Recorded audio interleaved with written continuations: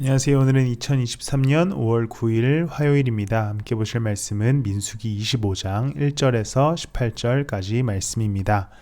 이스라엘 백성들은 모압 평지에 계속 위치해 있습니다. 지난주 본문부터 계속 그런데 이제 여리고 성으로 가기 직전에 시딤이라는 곳에 이르게 됩니다. 여기서 이스라엘 백성들이 문제를 일으켜요. 바로 모압 사람의 딸들과 음행을 하여서 하나님의 진노를 사게 됩니다.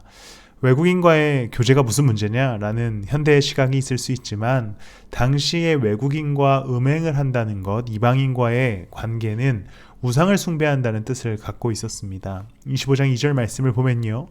모압 사람의 딸들이 자기 신들에게 바치는 제사에 이스라엘 백성을 초대하였는데 거기서 이스라엘 백성들이 가서 먹었고 그 다음에 그 신들에게 머리를 숙이는 우상 숭배의 문제가 발생하게 됩니다. 그래서 하나님이 그들을 심판하시고 그 심판의 과정 속에서 아론의 손자인 비느하스가 회중 가운데 창을 들고 나와서 두 남녀를 창으로 찌르면서 하나님의 진노가 멈추게 됩니다. 그리고 하나님께서는 비느하스를 축복하시지요. 그리고 그 축복의 이유를 25장 13절 말씀에 보면 그는 나밖에 다른 신을 섬기는 것을 용납하지 않았고 그렇게 함으로써 이스라엘 자손의 죄를 속해 주었기 때문이다. 비느하스는 이스라엘 백성들이 음행하여 다른 신을 섬기려고 하는 것을 참지 못하고 용납하지 않는 모습을 보여줍니다. 그러한 다 과감한 결단으로 하나님의 진노가 멈추게 되는 것이지요. 우리는 이방 신을 섬기지는 않습니다. 우상에게 가서 절을 하거나 그런 행동은 하진 않지요. 그런데 우리에게도 동일한 문제가 있어요. 너무나 쉽게 세상의 문화와 세상의 가치관에 물들고 그것에 처음에는 초대받는 느낌으로 갔다가 그러다 보니까 세상 문화가 너무나 즐거워지고 그러다 보니까 거기에 눌러앉게 되는 우리의 모습을 발견합니다. 우리에게 필요한 것은 과감한 단절이 필요합니다.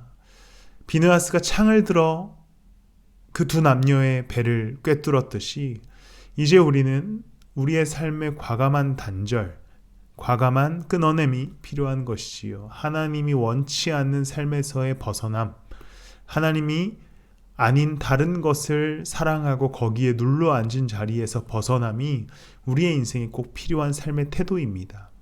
하나님 나라를 이루어가는데 이스라엘 백성들에게도 우상 숭배가 절대 침범하면 안 됐듯 우리가 이 땅 가운데 그의 나라를 이루어 살아가며 하나님 아닌 다른 신을 섬기지 않기를 소망합니다. 기도하겠습니다. 하나님, 세상이 너무나 매력적으로 보이고 또 아름다운 것들이 많고 우리를 눌러앉게 하고 우리를 거기에서 즐겁게 살아가게 합니다.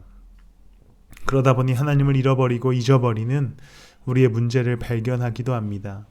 한 주간 과감한 끊어냄 그리고 벗어남으로 하나님을 더욱 사랑하게 해주시고 그리고 세상에서 떨어지게 해주시고 그리고 주님을 더욱 찾는 한 주 되게 해주세요. 감사하며 예수님의 이름으로 기도드렸습니다.